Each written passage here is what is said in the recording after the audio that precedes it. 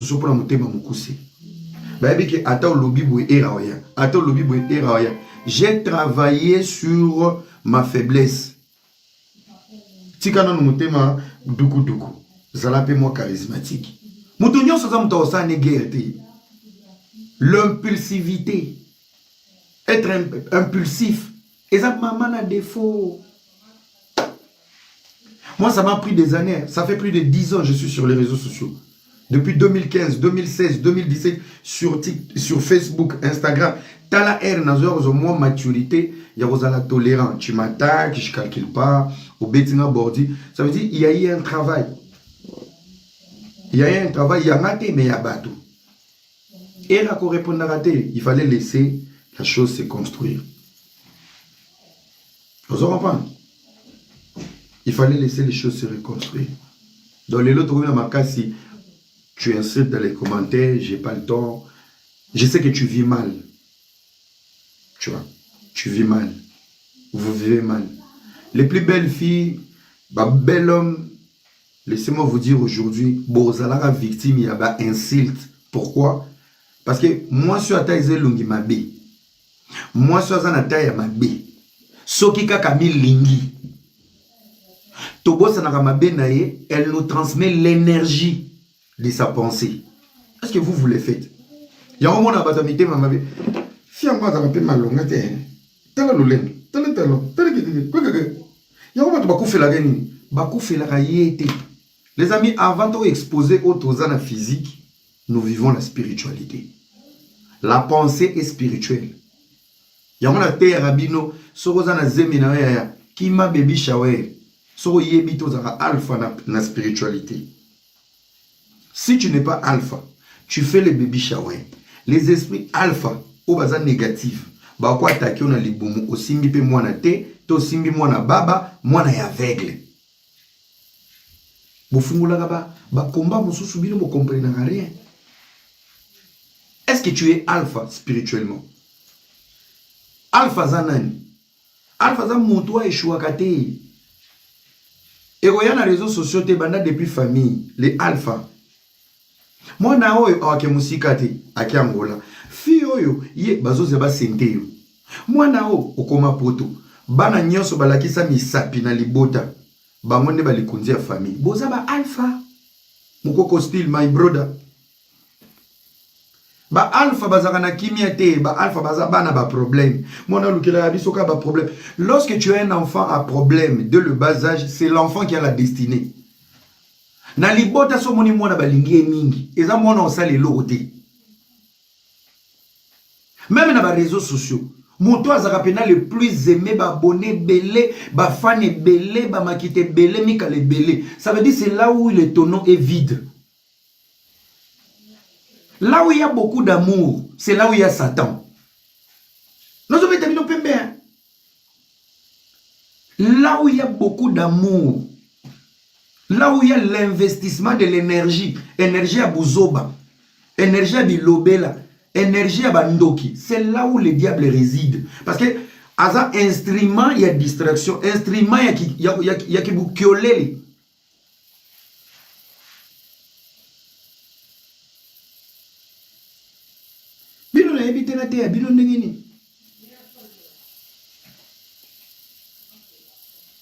Le diable investit dans la bêtise. Tola la art, tosa la boy, bazara toujours ébélé. Les taux des pauvres dans le monde et les taux ya babato ba réussir. C'est un message pour vous dire, là où il y a les taux le plus élevé, quel est le rendement ya bato baza élevé. La jalousie peut comme. Coucou à toi. Balle perdue, merci beaucoup. Les amis, tapotez, hein? Tapotez, voilà, tapotage, moi, dengele. Vous devez avoir la capacité. Se sentir aimé dans une famille, c'est que vous avez faible. Trajet nous a moukoussé. Nasi Yoka, bonsoir. Bana Belgique, merci. Na senti que bozola nangai, bana Italie, bana Portugal, dodo tabo. Je vous dis la vérité. Bana nyonso obubete la kamaboko na libota. Yi. Dans vos familles, allez voir dans vos familles. Ngai vraiment, même nos parents, parents na biso ba riska. Ngai na bana nanga natali la intel. Ba intel batali na famille, lelo bato ba manete. Tala manete. Réunion de famille, yo papa zo kota lelo. Yo ana zo kota na cercle. Loba li loba. Bato ba loba ka li lobeza bana o ba écarta. Les amis, nazo nuancer loko moboyo kanga bien. Nangi bo tirer mon message mon opé sabino lilo. Si tu es un enfant à problème dans ta vie, biso moto zaki bana ba problème. Moi na oyo, j'attends rien de lui. Lingaka ba phrase wana. Là où tu investis ta pensée, ton énergie sur ton enfant, sur ta fille, ma soeur, c'est là où tu provoques la joie du Seigneur. Nzamba linga ba rejeter. Le nombre des attaques physiques que tu subis aujourd'hui, ce ne sont pas des attaques aux hommes normales. Les attaques qui sont destinées. Ce sont les attaques de la destinée. Bon, remarquez bien, Batouba réussit ça, l'élo. Allez voir dans vos familles, moi je vous mets en témoin. Bon, qui est dans ma famille, on s'est dit maintenant, moi mon papa il aimait un tel, ma maman aimait un tel. Mais il y a l'élo simba famille. Mais ce qu'il y a simbi famille, tu n'as pas été le choix de ton père ni de ta mère. Mon frère, Bapla Nzambé Messique. Le Seigneur peut utiliser même la haine de tes propres parents pour déclencher ta destinée, soit en sécurité. Néonanga, ta propre famille. Basenta Laetitia va protéger Laetitia. Jessica Basente va protéger Jessica. Moukolo Basente na papa ba Jessica, na ba Laetitia. Réunion de famille ba vandi sio bazo million na ze. Oyo kisibiso son ba bosani ya bango bana pe basentaki. Ba bosani ya bango bana nano ba balite, mais bazuma lobe pa na yo. Omoni ndekeza boy, oyo kisilibotaso. Ya ba combat no ebandi. Si ta bêtise a plus de l'impact par rapport aux autres, mon frère Sol Moïse Baké, tu es un enfant de Dieu. Fais le contraire de ton étoile. Sol Moïse Boza Makambo. Salaka le contraire de Makambo Malam. Le Congo, yokanga bien, je ne prophétise pas. Je vous parle ici étant que jeune Congolais. Le Congo est le plus beau peuple du monde et d'Afrique. Lorsqu'un Congolais est dans la bêtise a plus de l'actualité sur la bonne chose. C'est la distraction du diable. Les diables dorment au Congo. Les diables se réveillent au Congo. Les jours où vous allez faire l'inverse, Borotelema. Soki Ozawana, publicité à magasin, Batobabeto Kara. Meka ba publier. Libelle ne komati en Australie, Batobaye ba Kombo do ba Koloko. Ba abonné ba komata na TikTok na Instagram, banini banini. Tata mwasi abana Cynthia Djema, que Dieu te bénisse. Wa tata mwasi abana nga limba nga te. Wa tata mwasi abana nga souffra kana bango. Nzamba pambola monayo. Les amis, vous êtes la meilleure communauté au monde. Mais diable est avant au moins na yoka ba tous ba congolais peuple azoba. C'est le diable qui joue avec vous. Botika la bazoba, boza la inconscient, boza la tribalisme, boza la kakaboui, boza la kakaboui. Le temps il passe. Et dans cette bêtise, le diable ne vous permet pas botelema. Un Congo conscient. Les amis, toza combien? T'as la distraction, l'isolo ba bete la biso, ba M23, ba nanga, ba ya mobu, ba kangana bango aéroport. Tovanda na poto, toza combien na diaspora, total ba filme. On a des pays voisins. Tovandi befachi, tovandi bosali plan de guerre. Botali moné na Rwanda. Donc le diable a commis ça congolais inapte. Tokendaka na biso ka ba papier, ba voyage, les nations. On est en train de demander des sanctions. Là où Dieu peut nous donner la capacité de réfléchir, que pour dire le décollage de notre pays dépend de la maturité de la conscience que nous aurons. Est-ce que cette maturité existe? Non. Et ça nous pousse à quoi dans l'idiotie? Qui vend les armes? La France. Qui vend les grenades? L'Amérique. Les rebelles utilisent quoi? Les armes de la France. Les grenades de l'Amérique. Alors, la guerre est un business. Bitumé ezalaka business. C'est des guerres par procuration. Comment on peut rester en Afrique? Africain va comme kolamuka. On peut rester par procuration par des guerres. Guerre ethnique, soit par guerre tribale, soit. La guerre, c'est des business. Bozo Kakakuna, on ne fait pas ouvrir l'aéroport de Goma. Derrière Goma, il y a des mines qui sont volées. Bazo yi babino ba mine, bazo yi babino matière première. Plus de 30 ans. Mais plus de 30 ans, c'est les budgets. Oyo ba grande puissance, bazo bomba, bazo investir. Avant peuple ya kolamuka nzambe. To banda ko yiba. So ba moni peu précieux l'équipe makasi, bazo détintin. Allez, un bon discours. Vous savez, nous sommes ensemble avec les Congo. La France n'a pas aidé. Azo lapidé France, mais pour vous ramener dans la manipulation, bah tchébino flou. Ah, merci Belgique. Ça reste que des mots. Un nouveau départ du Congo commence par la conscience des Congolais. Un nouveau départ. Même la guerre de l'Est passera toujours par la conscience. La conscience. Ce n'est pas l'Amérique qui va finir la guerre. Parce que dans cette guerre, l'Amérique est bénéficiaire. Ce n'est pas la France qui va vous aider ni la Belgique. Dans cette guerre, ils sont toujours gagnants. Ils sont toujours gagnants.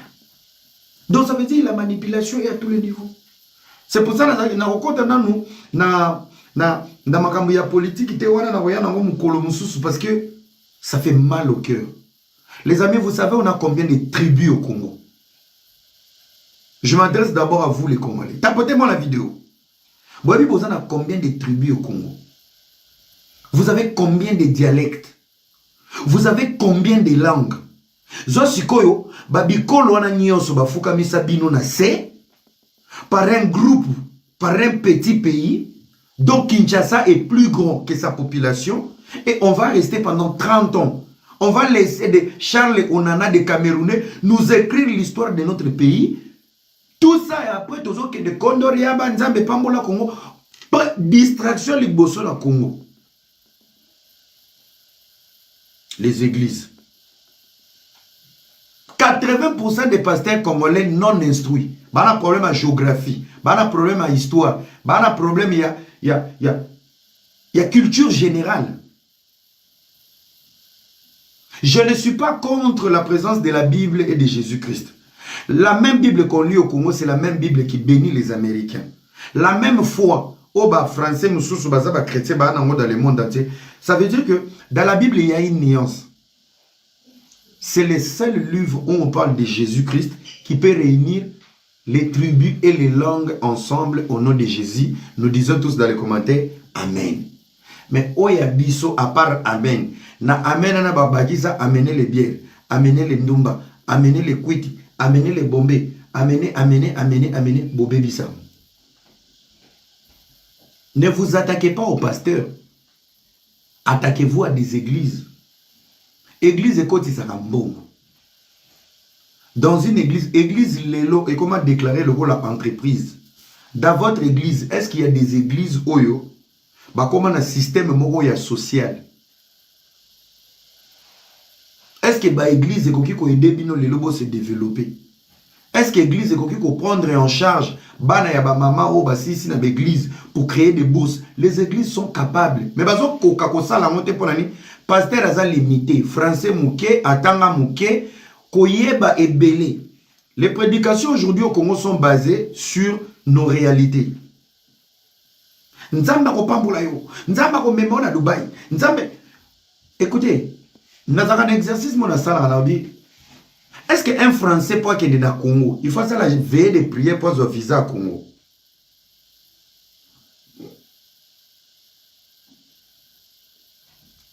Tout a été dans la tête.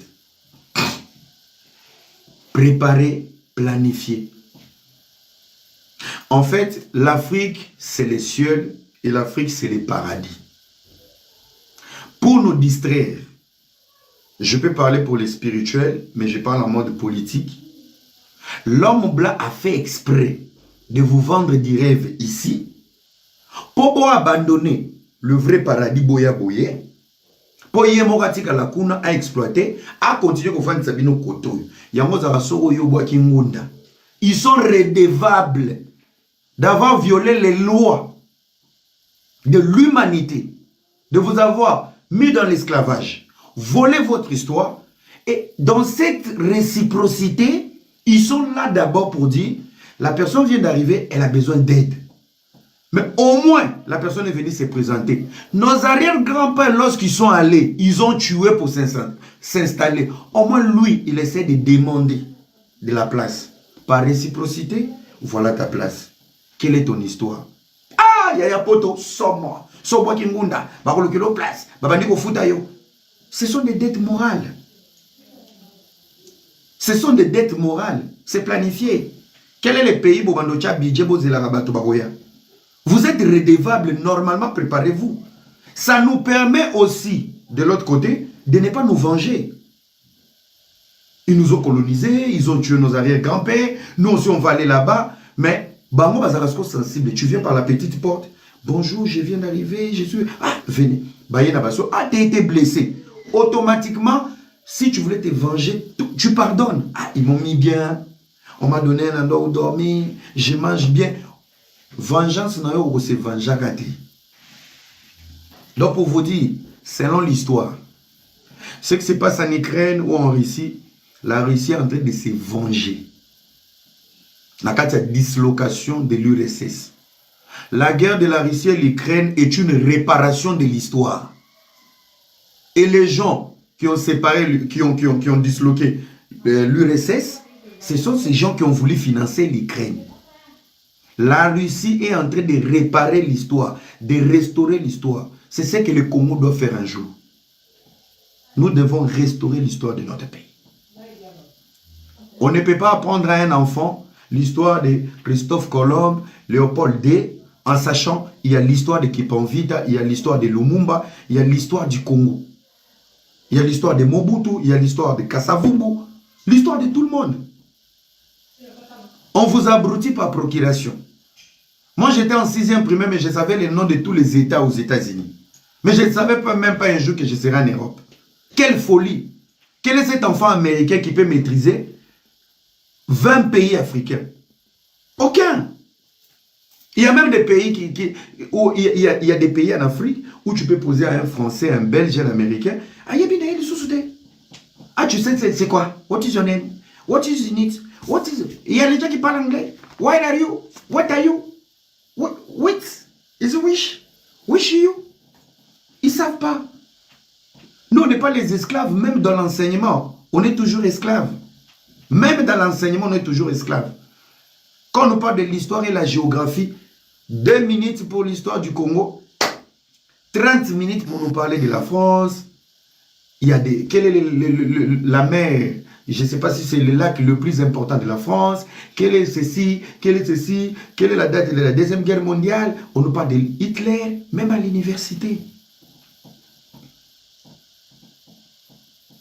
L'idiotie. L'idiotie. Bref, je reviens sur l'essentiel. Parenthèse, de vous mettre dans les bains de mon sujet. Les amis,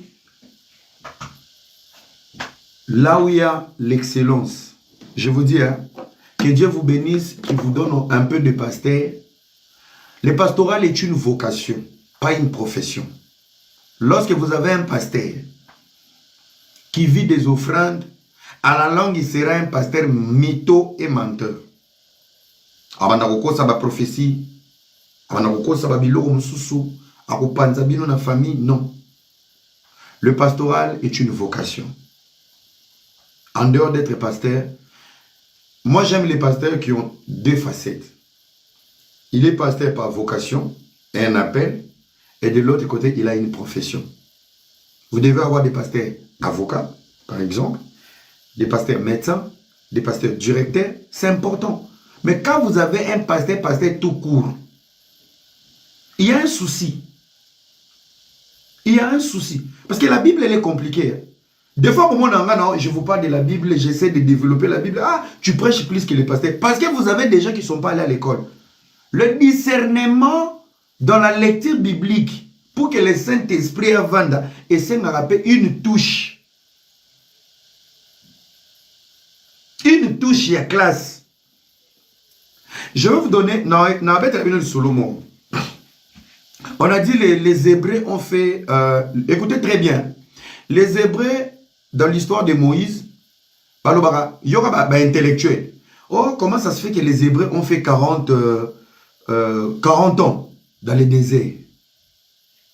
Pourtant, tu as la kilomètre où est sali pour où il y a ça. Kilomètre où est sali. C'est la logique de Kilelo. Nous devons calculer où est sali, ti nangambu ya mer rouge. Mais pourquoi 40 ans dans la Bible? Il faut avoir maintenant les discernements pour dire quoi? Vieux sala gato za la kala. Tena sala atena zela tata na yo akabela pe festa na rozolati. Merci beaucoup. Mais soit la pia kokomeli na sumo. Tomodia idiot. Alors, revenons à notre mouton. Bino balobi, les Hébreux combat va sali 40 ans. C'est compliqué. C'est compliqué.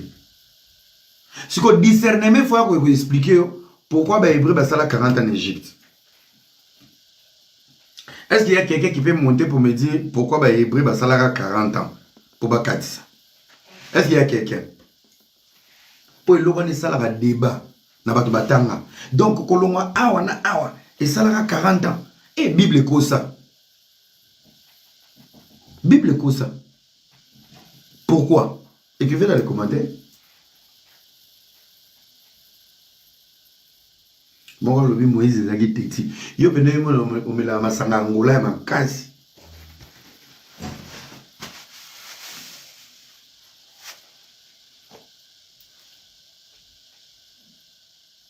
À cause de leur désobéissance. Archi faux. Archi faux. Archi faux.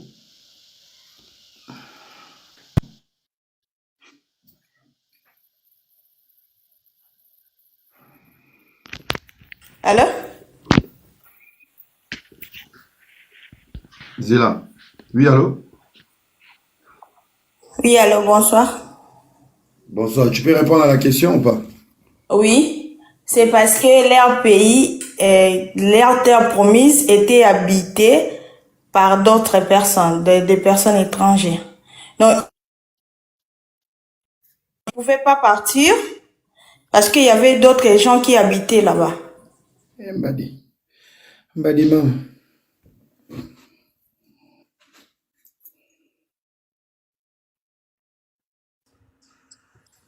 Allô?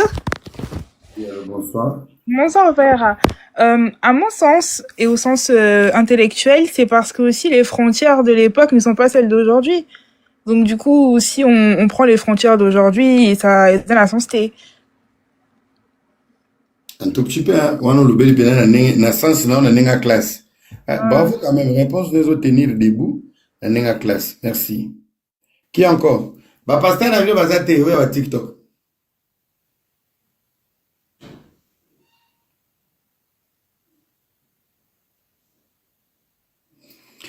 Alors, merci beaucoup. Tous eu des personnes. Ma petite réponse. Oui, à l'Ibosso, on a invité soit dans la toilette, et tout, on a un échec mondial.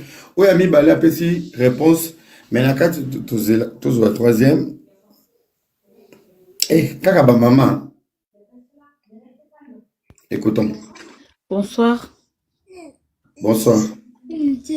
En fait, nga po nga na koloba na ko sa réponse que ils avaient qui punition za bapesa bango par rapport à rébellion na bango. Par rapport à rébellion en fait.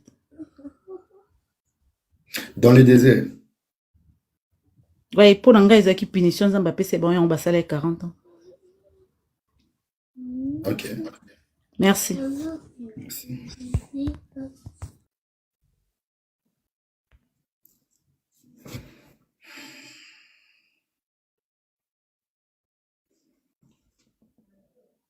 Vous en avez pasteur, moi, là, travail. Bah, yoji kuna finga, bah, commenter là. Ayete.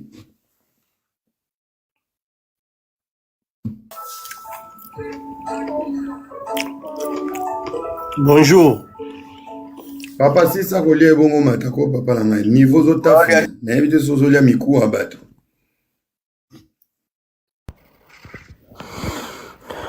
Allô, bonsoir. Bonsoir. Numéro 1, comment? Bien de vous. Vous avez une question à l'émission? Non, na koti na zia na ngoma. Vous devez respecter l'émission. So bat ba mata c'est par rapport à mon émission na matsa ba pas maki. Non, pas vidéo, non, pas vidéo. Ok. Ni. Ah, matana, c'est Une vidéo. Papa Nazo yo ka sa réponse. Bonsoir. la réponse. Il faut comprendre quand on va en Israël, babimi en Égypte, comme bateau ça quitté, Dieu les a fait tourner sur le désert pour na bateau nyoso bateau ça quitté basila. Dieu barba la Bible, il y a que 2 personnes au babimana na bano babuta mina kati. Si les 600, si barba 600 sur les 600 000. Kaka 2 bakota après na bano babuta makina désert. Bano bazaiba ki basaki makina masumu te basala makambote na Égypte. Et tous ils ont péri dans le désert. Seulement 2 au Bakota. Dieu les a fait tourner sur le désert. Malgré la distance, mais distance, il y a tabazo ba mukili. Na poko wana mukili za lokola ya kina encore lokola in so baga ki chassa bazo benga mukili. Ils ont fait tourner dans le désert pour bango nyoso basila. Il y avait que 2 o babimaka bazaka na âge bazaka ndenge balobaka bakontaka basite bakontaka bato bazaki na âge ya kobunda 600 000 wana, et tous ils ont péri. Dieu les a fait tourner sur le désert pour que basila parce que bato ça quitté. Ils ont fait beaucoup de choses dans le désert. Yango monaki mibeku ba nzamba pisaka nanu les 10 commandements, après baye ko ça sur na détournement baye ko suko rappeler bango même bazaika toujours utiliser ba machine na bango bazwa ki na Égypte. C'est rien d'autre. Pas mal, hein? Voilà. Merci beaucoup papa. Merci. Todo ba tunyoso hein. Tata moi ça bana bugani ta mati. Papa era justement na ngalo baboy eza mentalité moni mentalité bango bakutaka na kati Égypte nzamba lingaki yango teke bakota na d'autres pays o ici kezo couler les lait et les miel yango nzamba permettait quitter les certaines o bazaki na mentalité na bakota te même il voit même Moïse pas zaki na ba doute yango moni nzambe alongola ki po azaki mutu na zaki mwana na ye il fallait alongola ye du coup yango wana o question yo poser yango na papa o tolo ba papa so idia alobi bien mais mentalité c'est ça nous aussi les Congolais tous un problème mboka na biso so libéré pour la mentalité wana au bana Israël bazalaki nango nous aussi on a ça aujourd'hui c'est ça mboka na biso ezo bongate ya na sepeli na live au sali na ndenge moko so yebi merci Nakiti.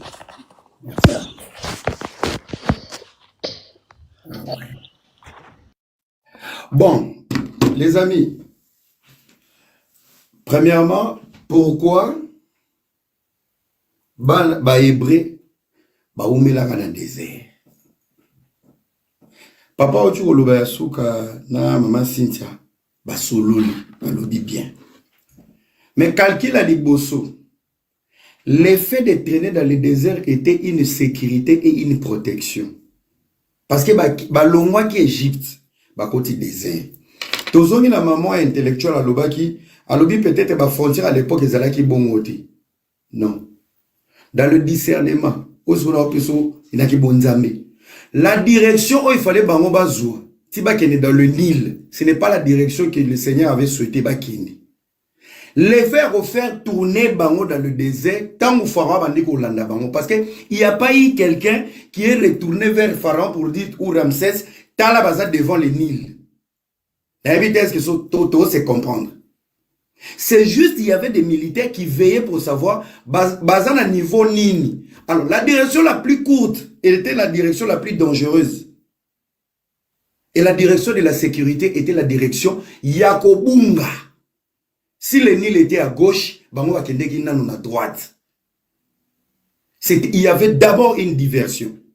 Et dans cette diversion, il fallait ba élément ebele ezala soulever. Voilà une génération où est na boumbu. Est-ce que bakondima na Nzambe va se rebeller contre Nzambe? La même magie, la même bêtise au baotaki nango kuna dans l'impatience ya kozela la traversée, babandi ko pratiquer à mon nzela. Et c'est là où je rejoins maintenant le papa. Na Maman Sissi. Cette mentalité des esclaves est koki kokoma na terre promise. Mais, n'a pas sa bango chance. Avant que Dieu agisse dans ta vie, en mal ou en bien, attique la temps. Et les temps, on peut dire qu'on a désert. Ba bunga bunga. Ils ont qui temps ya kutamiser. Alinga ite ke makila na bango ezala na mutu ya pharaon. Ya momoni nzela ya mukusu fallait ba kende. C'était une route surveillée. Bomoni ba on a déserté, bazongi ba pesi rapport. Finalement ba kenzela nini, ils ont fait 40 ans. Et dans les 40 ans, cette génération pourrie, babana kokufa. Kokufa. Mais ndambo na bango pe bakatisa ki zo niveau. Ndambo na bango pe bakatisa babani kokufa, babani kokufa, babani kokufa. O bazaki kobota mabazokola na mentalité ya sika. Et tango bakatisi siko mer rouge, bakomi na ngambo. Ba rebandeli lisusu Moïse aki ozwa di commandement, ba rebandeli bêtise. Et maintenant, vous allez comprendre, c'est au moment où ils sont arrivés devant le Nil que Ramsès a été au courant. On a retrouvé les Hébreux après 40 ans. Mais Nzela, tout le temps, tout le temps, Bazalaki Wapi. La diversion pour la protection de tous ces peuples. Les tamisements. Il y a une mentalité pourrie. Avoir une nouvelle génération qui devait aller de l'autre côté de la rive. Et à la fin, bakatisi. Donc, botika a débat on a boloba. Oui, Égypte awa, bokatsa awa, ezalaki boy. Voilà maintenant la vraie réponse au bapé sakabinoté.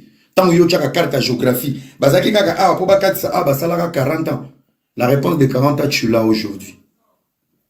Merci vraiment à papa Martina Souka. Merci à tata Monsa Bana Cynthia Djema. Bande on a ba pasteur so bozana c'est mon cahier bon noté et ça bino moins bien. La Bible c'est lié avec le discernement. C'est pour ça que tu vas voir dans la mission de Jésus, Jésus a fait le choix de ses disciples parce que chaque disciple avait une qualité. Même ce qui est spiritualité, ça doit être protégé sur quelque chose.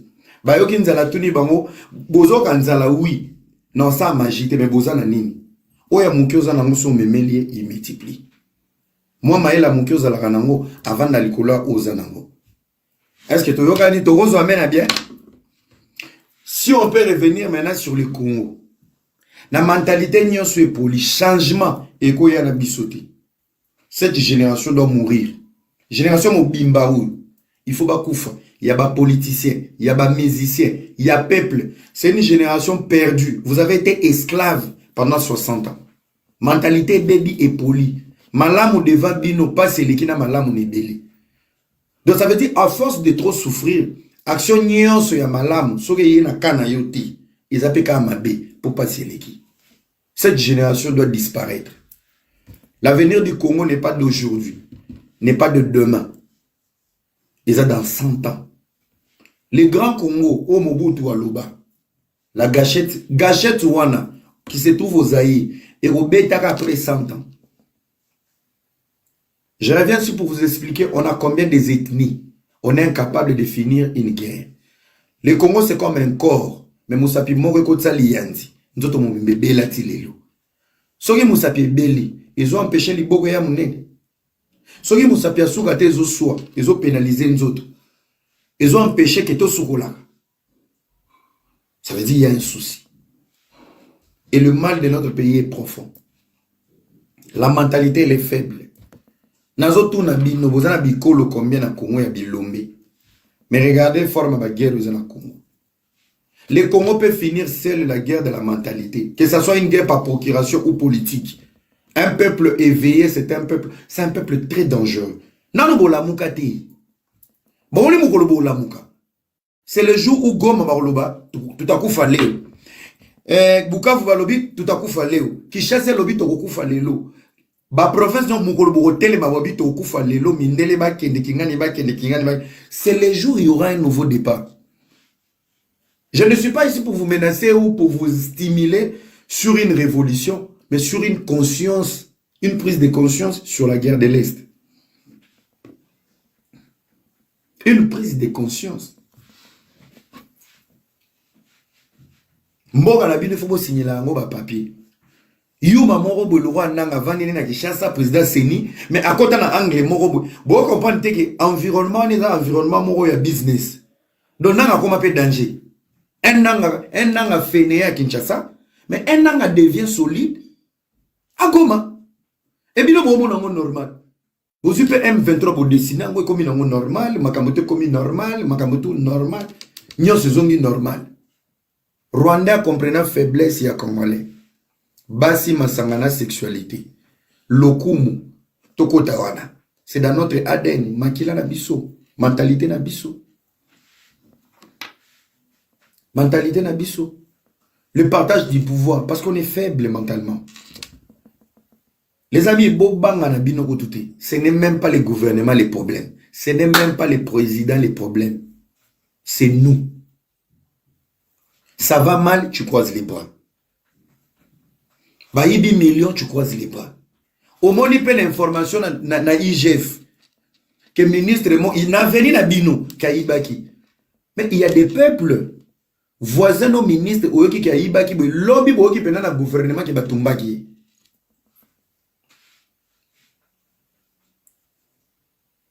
Parce que yo qui Kaibaki millions, osez la tonga qui les seuls ministres qui nous restent, Yemoko, Mwanamboka, Mbomo ya yo, Baïbi, mais obetele maboko.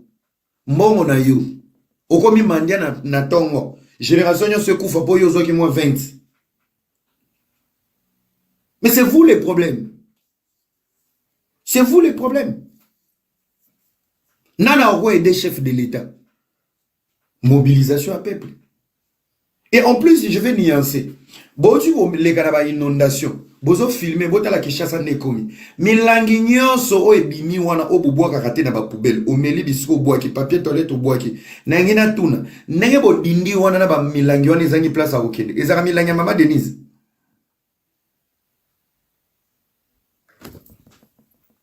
Vous êtes les problèmes de vos vies. Mais bozo c'est la miracle, il y a l'État. Boza salité dans la logique. Mais bozo c'est la miracle, il y a l'État. L'État a une partie de la responsabilité, mais le peuple congolais, vous avez la plus grande responsabilité.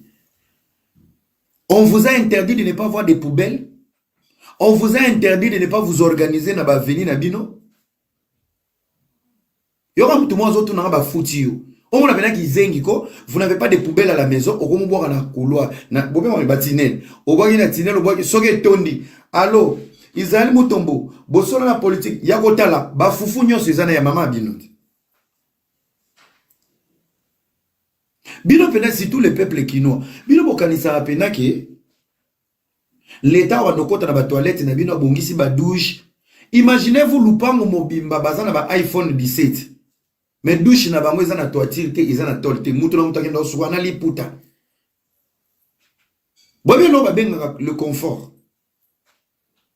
Qui nous a capable lupango mobimba lupango bana nyoso no babalite balingi via luingi bango nyoso bana ba iPhone mais mire kweya portail za soute mais pourtant bango wana na ba prix iPhone soki bana 4 iPhone so mutu na mtalongolika $100 ba matisi mire bazongi si portail lupango zongi na sécurité a préférer za iPhone na maboko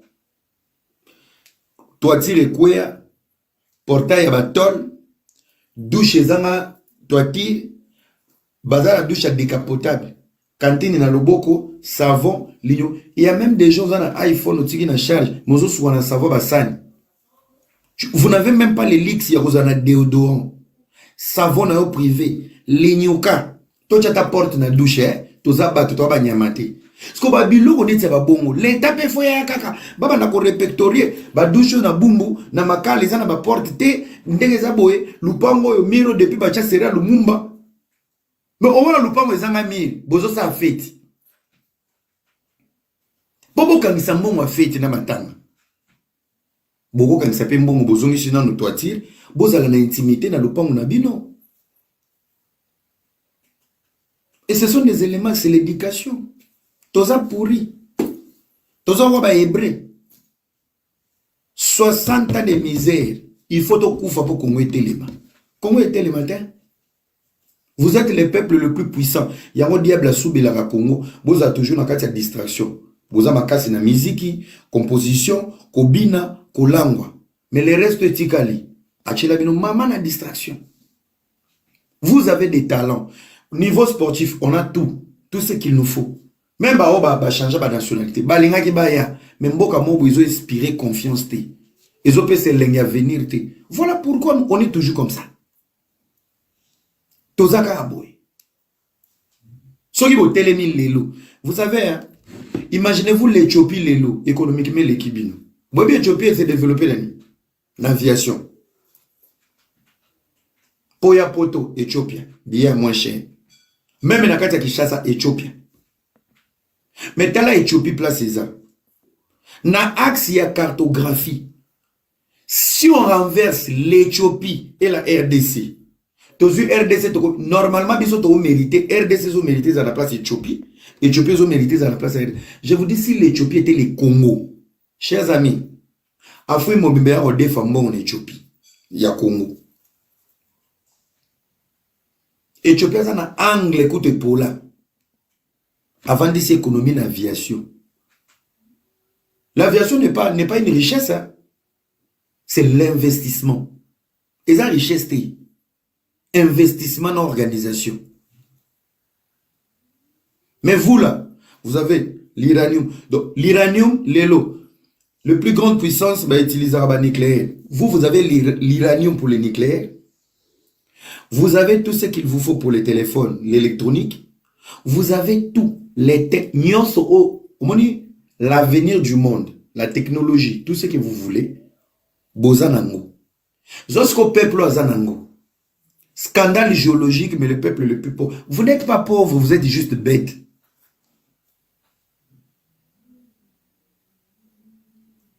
Vous n'êtes pas pauvre. Bozande maye l'été. Et plus la souffrance déborde vos vies, ça vous attire dans le complexe. Et le complexe vous attire dans la haine. Et la haine active quoi? Le tribalisme. Et même division. Peuple en mazan maye l'été à se diviser les sous à côté si complexe, à côté si jalousie. Bo kabwane les sous na kati.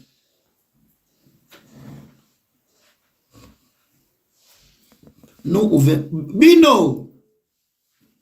Oh. Bino.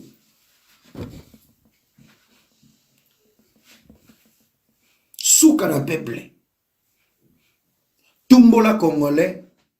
Au moins, on a challenge. Département de dessin, département boy, département boy. Babo maka de congolais na Goma to na Bukavu. Ba département na nyo ce qui est na mode d'avion, ils la carte bêtise. Loba buzoba, ba département nyo so banalise bae. Ba femme seule, ba dépressif, ba lemba na bizengi na bandako, ba ngonyo so bae, ba sundola nyo so na basani, ba bandaka live 5h à 5h à lobby. Bilongi nyo so vimba na ba live. Kobale komi musika. Donc, tout le monde dirait que live. On te voit aujourd'hui, demain, midi, matin, soir, midi, matin, soir. Donc, tout le monde bosse dans le pays, tout le monde a voisin. Il y a un monde qui a TikTok comme famille. Pour beaucoup dans chaque jour. Vous avez me tuer dans la maison de tout le monde. Est-ce que c'est pour bénir ou pour parler de la vie des gens?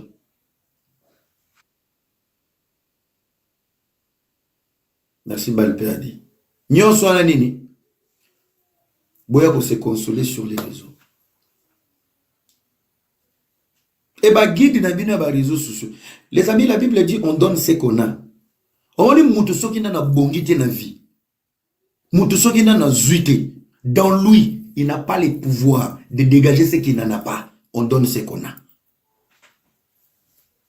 Oh! Keba muto kochela muto ya papa chela nga loboko bonde la ponanga. Asia zui. Asia zui. Boya na live na ngai. Boya na live na. Nano bongite. Nyon sozo luka na poto nano zuite. Yondo yo vantsa na yoko. On vous partage de l'énergie négative dans vos vies. Yang bozo bongate na poto. Banoko batika la kuna na Kinshasa. Baloka abino sute. Bozo mi loka na TikTok. Bozo mi loka na ba réseau. On donne ce qu'on a. On donne ce qu'on a. Ngana mapambola ngatongo. Nyonso na senga na poto pesanga. Na senga bana pesanga. na lela mukanda te apesanga ba contrat apesanga ya koliana komela apesanga bana nga bazanga elote mayele apesanga motivation na pesanga influence il faut influencer les gens oh héros Yaya, vous allez souffrir, vous allez lire. Tu ne peux pas pousser les gens dans la motivation, toi-même tu n'es pas motivé. Au continue de ça ba formation, yomo non sa formation. Yo continue de ça ba permis de conduire, yomo non soit permis. Et ça qui et ça qui balobité aux l'exemple, yomo il faut maîtriser ma mozo tinda bato. Noko la muka salaboy. Kendebo. Allez, ça qui bino. Bande on a bino ba yaki. Merci beaucoup Tribichou. Chuke na peso mbote américain. Na ça qui bino. Mona poto la moka na tongo 6 Mona poto fils de paix. Sans des problèmes oye komandi. Soki na no pambola mite ko motiver batuti. Bazan ki chassa. Ah, non, quoi motiver Kabiso fort. Non, bah, motivateur, bah, courager, yé, moi, comme mandia. Bon, moni, qui est aux on a mam na loba. So qui n'a no moni clarté, cause au engagement, to chama kamuna mapeka. O comme motivateur, bah, courager. Encourager ne se plaint pas. Encourager, il se bat. Encourager, ça kabi senga, encourager, bundaka. Pe courager, so razu indambu. Akate la ba, o luka, pour motiver, bah, monde na katelio. Makamuna loba kanayo, telema bunda. Ba créateur de contenu a ba courage, mais dans la vraie vie ba mandia. Ba créateur de contenu a ba conseil épaulant, mais dans la vraie vie ba sans papier. Ba créateur de contenu a ba analyse a ba vie a bato, mais dans la vraie vie ba qui m'a policier. Non, il faut arrêter. Il faut arrêter. Ba donner des leçons. Ya ba bon moyen bato, ya ba analyse bidon. Mais ce bâti aéroport au béti en 40 dirait existe à la vie. Au m'attendez. Ba motivateur, y a ba créateur de contenu dans les réseaux sociaux. Mais plus de 3 ans n'a pas aucun rendez-vous médical médecin au mon noté. Au comment foule ou nzoto tozaka moto. Mais non. Quittez la distraction, les amis. Dans la vie, il faut avoir des priorités. Priorité ne zanini na poto. Allez chercher les papiers. Bon vandi sa ba vie. Soyez découragés. Na poto na mukanda mutu okosala. Bo senga mikanda bo kende kuluka misala. Bo sala. Bo senga mikanda batu. Organisez-vous. Bo tika kolalaka kolotaka bo mengwa bana batu. Bo lataka bo lotaka ba miome soki ba mama batu. Ba mama msuba na poto baze exigeante. Ba tangisi bana na bango po ba pesa bango lokumu. La mouga telema. Loka mukanda batu va travailler. Arrêtez ya kushina kabasi ya batu. Bada batu. Bisenga senga. On est en 2025, toko ta 2026. Toza kana viwana. Na pesi mbote na les big boss. Merci pour l'enveloppe. Bouzoba. Tika batine la kabino ba enveloppe ba prime. J'ai aimé ton émission. Bravo. J'ai aimé ceci. Bravo. Botika ba patro ba la kapena kimia. Bokoma so wana TV. Boza na 17 listes. Fin du mois, papa, oya mai, oya courant, oya boy. Écoutez, la mendicité ne bénit jamais la vie de quelqu'un. La mendicité. Mendicité, aux en liste à pauvre. Bon, moi, je vais vous na poto. Na pétition sociale. Mais qu'on lien social, à long terme, lien social et aider au changer situation moroboy, aider au décoller. Parce que yopé, mokolo sala na kati social na yo, ba topé ba kolia. Mais son comme camarade ya social à vie na poto. C'est l'esprit de la pauvreté qui réside dans toi. Parce que dans les sociales, ezambongo ba longo la kandambunda bunda batu nyonso, o ba la mkanaton ba kinda ko sala. Ba yeko kabole la bino. Bazo kabololo na imagine ni babola. C'est l'argent pour les vulnérables. Donc tant aux oliambons social, cet argent spirituellement c'est destiné pour les vulnérables et tu restes vulnérable toute ta vie. Yango zo bongate. Tu vas rester pauvre toute ta vie. Nasi a mon immeuble à Gigolo, a ibara moi si mon sombi immeuble. Gigolo so moi sa lesio lembola rebelle. Gigolo moi si so a lesio ata trompe limbisa. Ozalaka ki zengi toute ta vie. La majorité des gigolo bakufa toujours soit ya ropola, soit na sida, soit maye les autres kokate na mutu. Mbongo ya basi boliaka. Dans l'argent, l'homme mangera la cire de son front. Mutoki ezalaka déchet makila ya nzoto ezotoka. Plus tu te bats pour nos bunda, ozana musala, ozo travail, makila zo chauffer. Pour makila se refroidi, a dégager mutoki bimana ba port.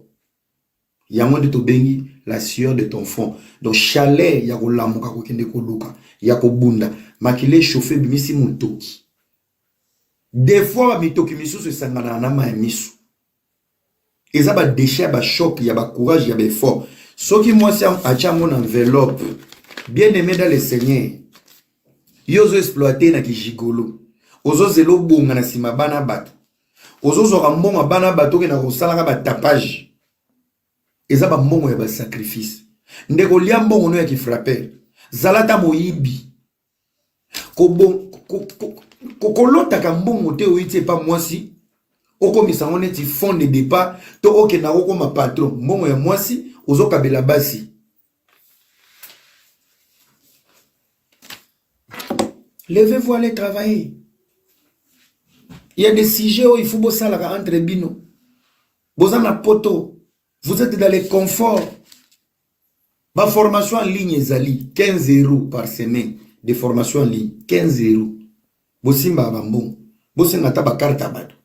Si mukande ya kabakuto ta na moi 4 5 brevets, il y a des brevets en ligne au Kenano ou classé. Il va négocier. Dans l'ordinateur kaka. Tu apprends chaque jour. Tu apprends. Après moi 2-3 semaines. Moi brevet moi y a un email ou imprimé au chimpanzé. Tu as été formé. Obakisi mususu. Obakisi mususu. Obakisi mususu. Et vous attendez 2, 3, 4, 5, 15 € par semaine. Et vous avez 3 mois. Formez-vous les amis. Formez-vous. N'a comment ça n'a pas souvent na poto boy. Bana poto boy vendre la bamatière bana bakishasa. Les meilleurs TikTokers aujourd'hui, ils ont bana kishasa. Na loba ki yango dernièrement, bondima ki ngate. Voilà la personne qu'on appelle l'influenceur. Gédéon Zama Pambolo. Oh, comme 2 ou 3 fois, Gédéon a influencé le gouvernement congolais. Naba coup de gueule. Boyebi pourquoi ba kenda la Carrefour on a biloko le kiche. Nana salara vidéo. Gédéon. Lelo ba ke ko kanga ba roulage. Nana sali ba effet. Gédéon et même yeti na bosolo. C'est ça qu'on appelle l'influenceur. Biso to la influencer na poto, balongo lelaka océan tambo ba chapeau, noko fiche de paie, bosimbe biso ba mbelina ba matungulu na kati ba cuisine, ale so biso la biso ba wayo, océan tambo boss tala kana ngai, tala ba influencer to na ba. Likola biso ba chesu métis. Tala Gédéon. Gédéon apporte un plus. Gédéon devient la voix des sans voix. C'est ça un influenceur. Influenceur à la raboye. Voilà un influenceur. Parce que moi, on a beaucoup de matière pour détruire. Beaucoup de gens j'ai notre royaume qui s'appelle Likambo en apport dans la communauté. Oya biso. Regarde, bota ce qu'on va influencer à TikTok au boutique la biso na poto. Moi reçois pas qu'on m'a foutu avant de mettre un chauffage à télé comme le roi crevette serre nessier aux autres appena oyo. Si mukandeza yi koyate oyo.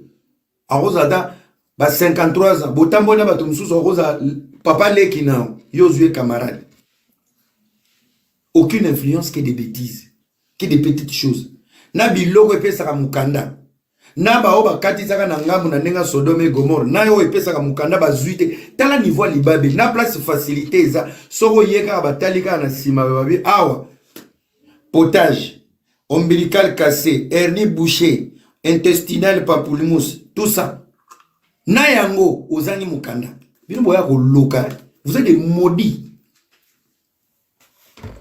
Vous êtes des maudits. Même là où il y a la facilité, balobika belela Sodome et Gomorrhe ozu mukanda mais bobeleli eyete.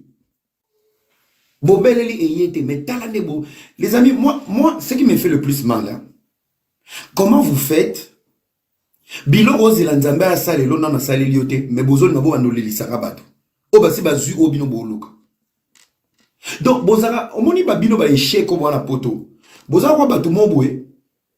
Nanu bokati si mer rouge te. Baninga basi bakati sa. Mais to koma ba collègue poto loba kamba imoko. Mais objectif na bino ezape bokati sa na ngambo mais bozama loba mabe déjà kutu nanu bokati si te. Parce que nzamba na otala lobi nanu bakati si te boso bakati si. Na ba bazana ngambo bakosuka wapi? Ah bazaka wana. Na kozala wana masube échanger couleur. Na kozala wana tampo ezoya. Na kozala wana bane ezokende. Na ngambo pe bana bazoya te, mabala pe ezoya te. To salindeni. Botika la ba traumatise gaya ba 2 jours. Ngale bi nakomata, nakosopa, nakosala. Boza ba traumatise ya ba diarrhée ba 2 jours. 2 jours de menaces, 3e jour vie ezongi réel. Yomo ozongi le vino a buzoba. Comme d'habitude, réfléchissez. Réfléchissez. Elle mon peu si j'aime so avoir loba, boluka ba comparer pe ba vie na bino. Est-ce que moto yo nangai je peux dire un mot? Non. Ferme ta bouche. Est-ce que nasina zui? Te. Nzambo so pamboli? Te. Nasina yebani? Te. O ye azo sala. Na o nga sala. Ekokani? Te. Nanga na ye toza por moko? Te. Yango na zoyebisa bino bisika bozomona bato baze ngombi. Engulupa. C'est là où il y a la distraction. Là où il y a une majorité de personnes. Et toutes ces personnes négatives, il n'y a rien. RS, rien à signaler. Rien à signaler. Je le répète chaque jour. Bon, on a bilo on sur le na vie. Sonza matindelinga ngo boité na zio à travers batouté. Sur les réseaux sociaux, si j'ai fait appel à quelque chose, je l'ai. Ce qu'on a tout na oya bino. Bato balanda bino ba encourager bino na buzoba. Bazaka ba bilima to bato. Pour ba besoin na bino eza wana. Mais pour ba besoin de se déclencher bino mo il faut bozala nanu na énergie, il y a attirance, il y a bénédiction. Est-ce que vous êtes établi? Non. Question. Biso nyonso tomoni ba na TikTok ndenge bayi. Tomoni bilonge ba jedona be bandeli na bango na vie, ba Maria, ba Jemima, ba Chimene Mengi, ba Chacha d'or, ba Christelle Lomboto. Soki to sali bilan ya évaluation ya réseaux sociaux. Bana Kishasa bakomi kitoko, babongi, bakoti entrepreneuriat, basombi mituka. Pendant que bino déjà boyaka na poto botala kabango, ba réussir à va bino bakomi influent va bino. Bande konanga na poto, bozoka soni to sonité. Ezo interpeller bino toti. Parce que ceux qui sont incapables de faire un bilan, il y a bino moko, il y a l'existence de bino na ba réseau. Ce que Dieu fait pour les autres, et ça va bilan, il y a quoi interpeller bino awa.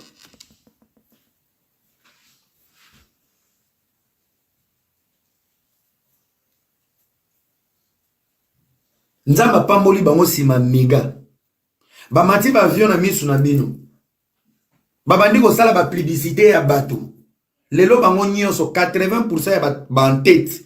O baza na TikTok. O to moni ndenge ba bongi. 80% baza ba entrepreneur indépendant. Na ba Aaron. Jedor to fungla. Na tala ki agence à Jedor na va na bi wo.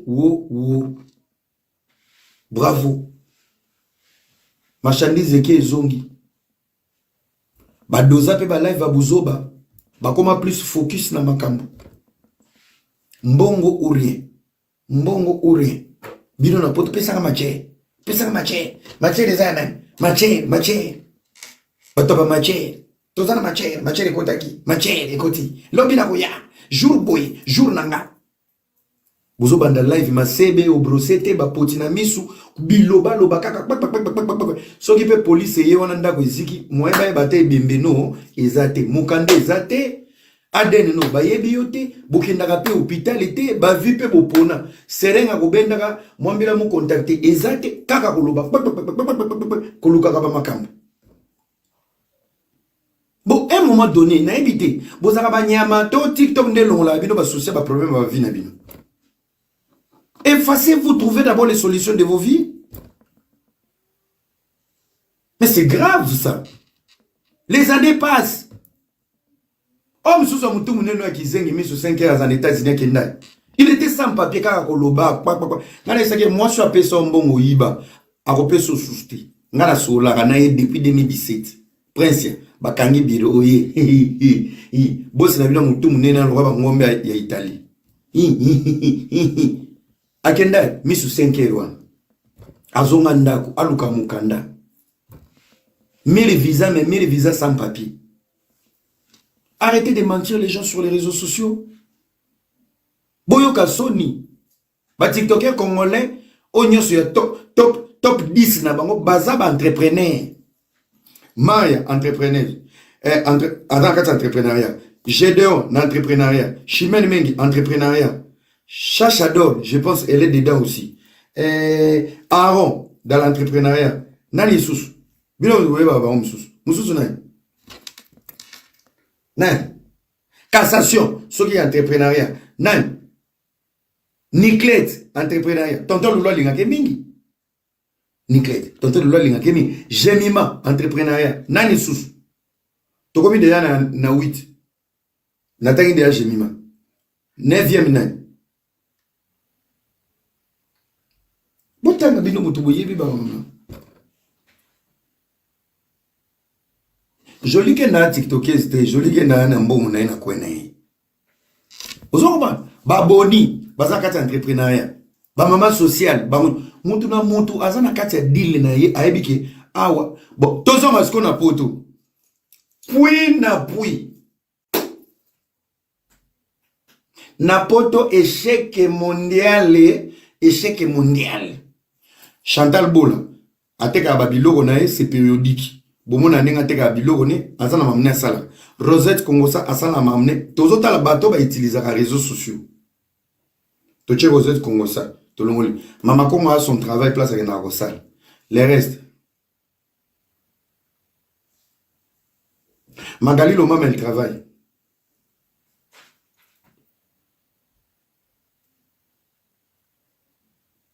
Makwaka la teka. Béni télé dans l'entrepreneuriat. Bon, nene azarane na potote meto zuye kana nenga diaspora. Nene atekaka. Beauté divine aza agent ya l'État. Akumba ababus, s'il vous plaît. Bolongole na makambo.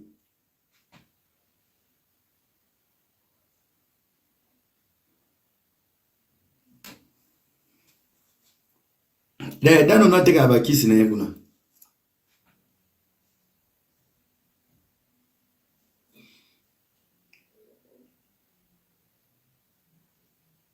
Tribunal ayaka réseaux sociaux à lobby que as influenceuse.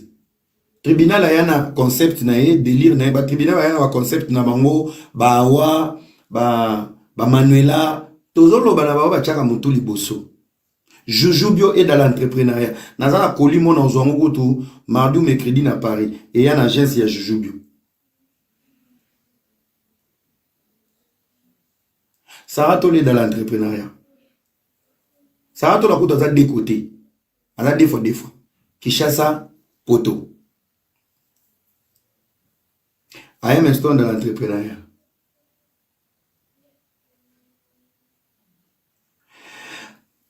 Bernice bosse dans l'entrepreneuriat. Bref, les amis.